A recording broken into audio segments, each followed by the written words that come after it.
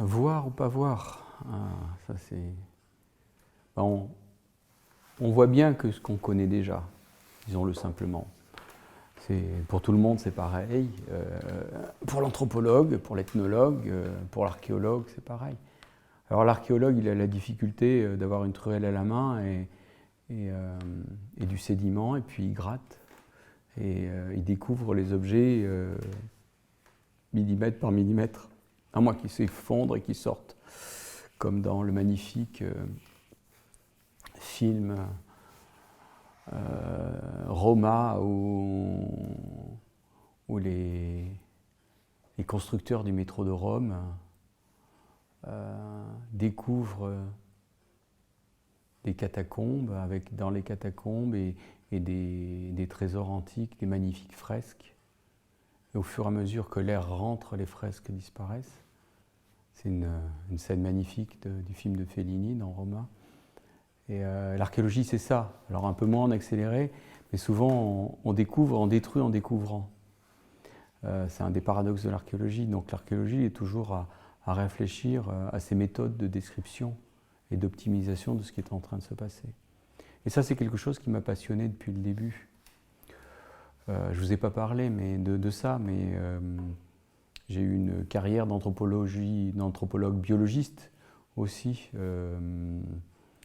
avant la thèse, où je faisais de l'anthropologie de terrain, c'est-à-dire que j'étais formé aussi à l'anthropologie biologique, à l'anthropologie physique, comme on disait autrefois.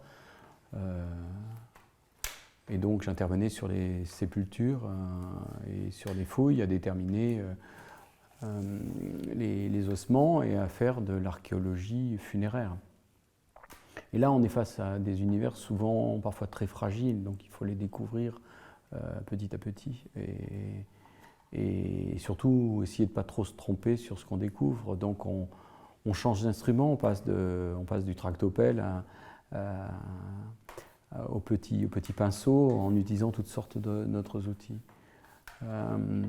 Et je dirais ces méthodes de l'archéologie sont intéressantes parce qu'elles donnent à penser sur nos capacités à voir. Et voilà, j'ai toujours vécu comme archéologue avec ces limites en tête. Et quand j'ai poursuivi les chimpanzés dans différents endroits en Côte d'Ivoire, j'avais toujours à l'esprit l'endroit où j'avais travaillé initialement à Taï, où les populations Kroomen et les populations guérées, bien souvent étaient à proximité des chimpanzés, étaient incapables de voir ce que je voyais moi. Donc les chasseurs étaient en forêt et ils ne voyaient pas que les chimpanzés étaient des chasseurs. Étaient aussi des chasseurs d'autres animaux, comme eux. Ou même que les chimpanzés faisaient des nids. Beaucoup de gens, on leur a appris que les chimpanzés faisaient des nids. Les villageois qui vivaient à 10 km des chimpanzés. Ils ne savaient pas que les chimpanzés faisaient des nids tous les jours, toutes les nuits, et qu'il y avait beaucoup de nids dans la forêt. Ils ne savaient pas qu'ils utilisaient des outils en pierre, bien massifs et qui faisaient beaucoup de bruit. Mais les chimpanzés n'étaient peut-être pas des chimpanzés pour eux. Les chimpanzés étaient des génies, étaient des pygmées, comme on dit souvent en Côte d'Ivoire, ou des gorilles. Souvent on parle de gorilles à propos des chimpanzés. Donc là on est face à des imaginaires qui sont aussi des imaginaires pas forcément traditionnels, qui souvent sont métissés. Ça me rappelle une mission dans l'est de la Côte d'Ivoire, dans le parc de la Comoé, où j'avais rencontré des gens qui me décrivaient très précisément les chimpanzés, alors je savais très bien que c'était très difficile de les voir et qu'ils étaient à distance très lointaine, etc. Ils me décrivaient certains comportements, je ne comprenais pas qu'ils avaient vu des choses pareilles. Il me dit, mais oui. Je dis, mais oui, il fait comme ça, le petit surtout, etc. Et le gars, il me disait, ben oui, autrefois, là, en Côte d'Ivoire, il y avait un zoo qui était venu, un zoo français, avec des chimpanzés qui s'étaient promenés dans tous les villages, et j'avais vu les chimpanzés. Donc il me décrivait des choses qu'il avait vraiment vues, mais pas sur les chimpanzés qui étaient dans la forêt à cet endroit-là. C'était assez surprenant. Donc, c'est pour dire aussi que les représentations, elles sont souvent métissées, elles sont souvent mélangées aussi. Et souvent, elles sont faites de traditions, de représentations très, très normées, qui correspondent à certaines valeurs, et puis d'autres à des choses plus métissées, apprises dans les livres, à la radio, à la télé, ou par un cirque ambulant en Côte d'Ivoire. Donc on peut être face à ça. Et j'ai travaillé à essayer de documenter ça de façon large à différents endroits, aussi en faisant une recension de toutes les représentations qu'il peut y avoir à propos des grands singes. En Côte d'Ivoire, en Guinée, au Ghana, aussi en Afrique de l'Est, quand j'ai travaillé en Afrique de l'Est plus tard, c'était ça l'idée aussi, de comprendre les limites de l'humain. Si nos critères universaux de limites de l'humain, qu'on a dans le monde occidental, étaient de même nature en Afrique de l'Ouest. Est-ce que c'est l'outil qui est discriminant, le propre de l'humanité? Est-ce que c'est la conscience réfléchie? Est-ce que c'est la capacité à avoir des armes? Est-ce que c'est le langage? Est-ce que c'est le travail? Le travail, c'est une bonne chose, par exemple. En pays sénoufo, les chimpanzés ou les babouins sont très mal vus. Ils sont très intelligents, ils sont un peu étranges comme animaux, mais n'empêche que ce sont des prédateurs dans les récoltes du sénoufo. Donc c'est quelqu'un qui ne peut pas être, je dirais, dans une sphère proche des hommes. Si on va dans une population aladiane, dans le sud-est de la Côte d'Ivoire, on va avoir un son de cloche très différent, une vision du presque humain qui va être différente. Chez les Koulangos du Nord-Est, on a mené avec l'équipe que j'ai formée quelques années ensuite, qui s'appelait Homo Primates en perspective, différentes enquêtes en France et en Afrique. Et là, on a interrogé les gens aussi sur les représentations qu'ils avaient de l'humain. Parce que l'animalité, c'est aussi le seul moyen c'est le seul repoussoir pour comprendre l'humanité. C'est la seule, je dirais, entité de même hauteur. Et c'est pour ça aussi que les animaux m'intéressent. Parce que l'anthropologie, pour moi, c'est pas uniquement du culturel, c'est comprendre aussi l'humanité. Alors on est très peu d'anthropologues à prendre ça comme objet global. Mais voilà, pour moi, c'est un des objets de l'anthropologie, c'est l'humanité. Donc comment comprendre l'humanité dans différentes cultures? Et comment comprendre cette humanité? Moi, je le fais de façon un peu indirecte, un peu indicielle, via l'animalité. Et quand j'interroge les gens autour de l'animalité, je m'interroge aussi avec eux sur l'humanité, les limites de l'humain. Et ça permet le dialogue, ça permet aussi de confronter ces visions universalistes ou non universalistes du monde. C'est ça aussi pour moi l'intérêt des animaux. Les animaux, quand vous interrogez sur la religion, sur le politique, sur d'autres choses, vous rentrez soit sur du relatif, chez nous c'est très différent, etc. Soit, mais dans ce relatif, on fait partie de la même espèce, de la même entité. Tandis que quand on induit du non-humain dedans, en gros, on va jouer avec les limites de l'humain. Et c'est ça qui est important pour la préhistoire comme pour l'anthropologie. Donc ma vision est bien celle d'un anthropologue qui s'attaque à des questions d'anthropologie, mais via des méthodes de l'archéologie chez des non-humains. Voilà ce que je fais. C'est ça.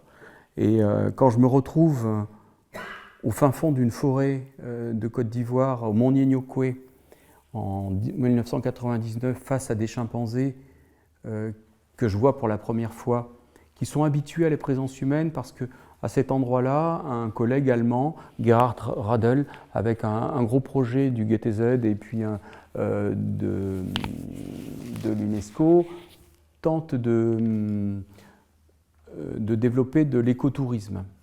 Donc essayer d'approcher les chimpanzés pour amener des visiteurs et aussi assurer des mannes, je dirais, économiques aux populations de la région. Et il n'y a pas de recherche qui est faite encore sur ce groupe, et j'y vais pour la première fois en 1999, et puis j'y retournerai en 2000. Après, il y aura la guerre en Côte d'Ivoire, avec le conflit au Libéria, et tout va s'arrêter. Conflit au Libéria et guerre en Côte d'Ivoire. Mais à ce moment-là, on se découvre des nouveaux chimpanzés, et ils utilisent des outils de façon tout à fait différente de ceux que j'ai pu observer à 150 km plus au nord à Taï. Et là, c'est surprise, mais c'est parce que j'ai forgé mon regard sur certaines communautés, sur 11 communautés, que je vois certains indices dans la forêt de cassage qu'autrement on ne verrait pas. Donc c'est ça aussi, le voir ou pas voir, c'est avoir une préconnaissance. Après, c'est rationaliser, c'est tester, c'est contrôler, c'est émettre des hypothèses alternatives. En fait, le travail du chercheur, qui est de mettre ces sujets et ces données en critique croisée, en critique quantitative, en critique qualitative et autres. Et dans cette forêt-là, on rencontre une femelle qui vient d'utiliser un outil, puis je la vois en train de casser des noix. Donc là, je travaille essentiellement sur le cassage des noix par les chimpanzés. Et pourquoi ? Parce que ce cassage des noix, en fait, il varie d'une communauté à une autre. À certains endroits, on peut casser une espèce ou une autre. On peut casser avec des outils en bois ou dans d'autres avec des outils en pierre, en les tenant d'une façon ou d'une autre. Donc il y a plusieurs variantes techniques. On appelle ça des variantes techniques en anthropologie des techniques. On appelle ça des traditions. Moi, je me refuse à parler de culture pour désigner ce genre de variation. Parce que pour moi, le terme culture, il est en grande partie galvaudé par la primatologie, par les sciences naturelles, qui en ont, je dirais, des versions ad hoc. Mais je vais revenir là-dessus. Je reste sur l'aspect qu'est-ce qu'on voit. Et ce qu'on voit en suivant cette femelle dans la forêt, c'est une femelle qui s'est saisie très rapidement d'un outil qui casse des noix. Et cet outil, je l'ai là à côté de moi, parce que quand je l'ai vu immédiatement, je l'ai reconnu. Cet objet, c'est un polyèdre. C'est un polyèdre réalisé par un Homo erectus. Donc cette femelle chimpanzé, dans cette forêt de Côte d'Ivoire, a trouvé un site archéologique dans lequel elle a prélevé un outil d'Homo erectus, datant de 200, 300, 400 000 ans, on ne sait pas. La période représentée à cet endroit-là dans la forêt, c'est ce qu'on appelle le Sangoin, qui est une culture ou une civilisation préhistorique qui date d'il y a 200, 300, 400 000 ans, on ne sait pas très bien. Ça n'a pas été daté. Et en fait, elle n'a pas reconnu un outil préhistorique, bien entendu, elle n'a pas reconnu l'objet de l'Homo erectus, mais elle a retrouvé un objet d'un poids suffisant, d'une dureté suffisante pour ouvrir la noix de Pandea oleosa, qui est une noix extrêmement dure, c'est la noix la plus dure sur la planète, qui est ouverte par les chimpanzés dont ils consomment les amandes. Il faut un percuteur extrêmement dur, il faut une enclume extrêmement dure pour pouvoir l'ouvrir dans un geste balistique très compliqué à réaliser. Mais cet objet, si on le regarde bien, qu'est-ce qu'on a ? Je dirais, on a le grand bloc noir de 2001, Odyssée de l'espace. On a cet objet initial du film de Kubrick, de 68, qui fait le lien entre les générations, qui fait le lien entre les cultures, qui fait le lien entre des temps très lointains de l'espace, de la galaxie dans 2001.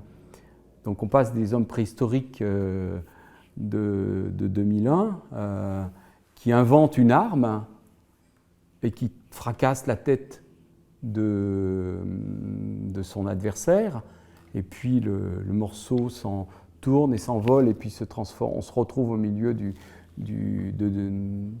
navire spatial de 2001 Odyssée de l'espace. Et là, c'est pareil. Je me retrouve par une femelle chimpanzé voir utiliser un outil d'un homme préhistorique qui vivait il y a 300-400 000 ans. Ça veut dire quoi aussi? Ça veut dire que le temps, il n'est pas linéaire. Ça veut dire que notre vision téléonomique, évolutionniste, habituelle, elle ne fonctionne pas. On a différentes temporalités, on a différentes cultures matérielles chez des espèces différentes. C'est ce qui se joue aussi dans ce projet de recherche, et pour moi, pendant des années, c'est essayer de comprendre les buissonnements de la culture et des origines de la culture.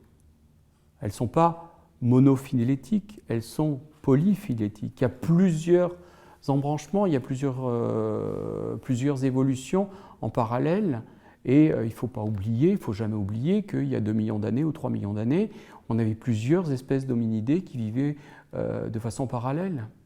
Et jusqu'à Néandertaliens et les hommes modernes, et les Cro-Magnons, on avait encore 2 espèces. On est seul sur Terre depuis 25 000 ans. On est la seule espèce d'homo, mais avant, il y en avait plusieurs qui cohabitaient. Et c'est ça aussi, comprendre l'évolution humaine, c'est comprendre cette richesse et cette diversité. Et cette richesse et cette diversité, elle n'est pas que biologique, elle n'est pas que spécifique, elle est aussi polyspécifique et interspécifique. Quand je dis interspécifique, là, mon chimpanzé, il n'a pas rencontré l'Homo erectus. Hein, il y a un gap. Mais aujourd'hui, je peux être en contact avec des chimpanzés. Les chimpanzés ont pu m'observer et peuvent emprunter certaines choses. Et c'est peut-être ce qui a pu se passer dans le passé. C'est-à-dire que des ancêtres des chimpanzés ont pu emprunter à des ancêtres des humains, et inversement. Parce qu'ils avaient les uns et les autres des capacités motrices et cognitives et sociales qui le permettaient. Et ça que veut dire aussi cette recherche de la culture, c'est qu'on n'est pas dans une histoire linéaire, progressive et cumulative.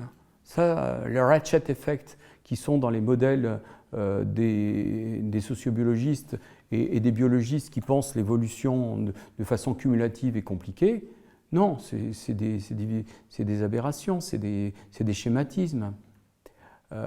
C'est ça aussi qui se joue dans ces études comparatives.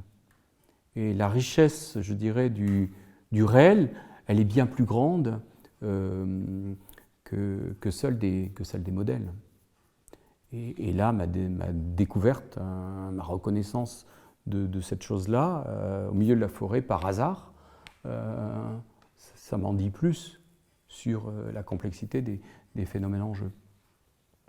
Parce que c'est ça, l'hominisation, c'est l'hypercomplexité.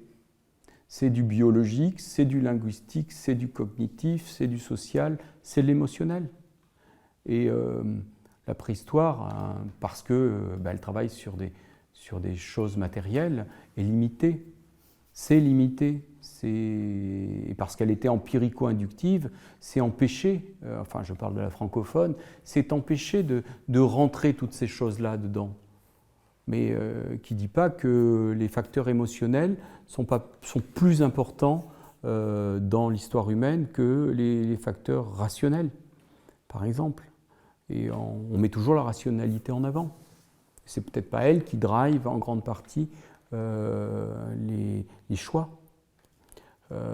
techniques, les choix stratégiques d'une société qui va aller plutôt miser vers tel milieu qui a l'air un peu plus riche en fruits que vers tel autre milieu, etc. Donc je pense qu'il faut innerver, il faut augmenter ces visions-là de la préhistoire ancienne. Après, heureusement, la recherche, c'est aussi un grand moment de rencontre. Et je dirais que c'est des choses qu'on a pu faire dans dans l'équipe que j'avais formée, Hommes et primates en perspective, où on a mêlé psychologues, éthologues, sociologues, archéologues et anthropologues. Donc on était à plein de disciplines différentes et on a essayé de s'interroger sur les limites de l'humain et la représentation des primates pour comprendre les premiers hommes, non pas simplement dans ce que je suis en train d'évoquer en Afrique, mais aussi en Europe, dans les jardins zoologiques. Comme il y avait cette crise en Côte d'Ivoire aussi, un certain nombre de mes étudiants étaient en difficulté sur le terrain et on a essayé de trouver d'autres terrains. On est allé travailler dans les jardins zoologiques sur les interactions entre les hommes et les animaux. Et les jardins zoologiques sont des lieux ethnographiques passionnants. C'est des microcosmes dans lesquels on apprend la nature, on apprend l'animal. C'est quel animal? Ce sont des animaux enfermés, bien souvent derrière des grilles ou derrière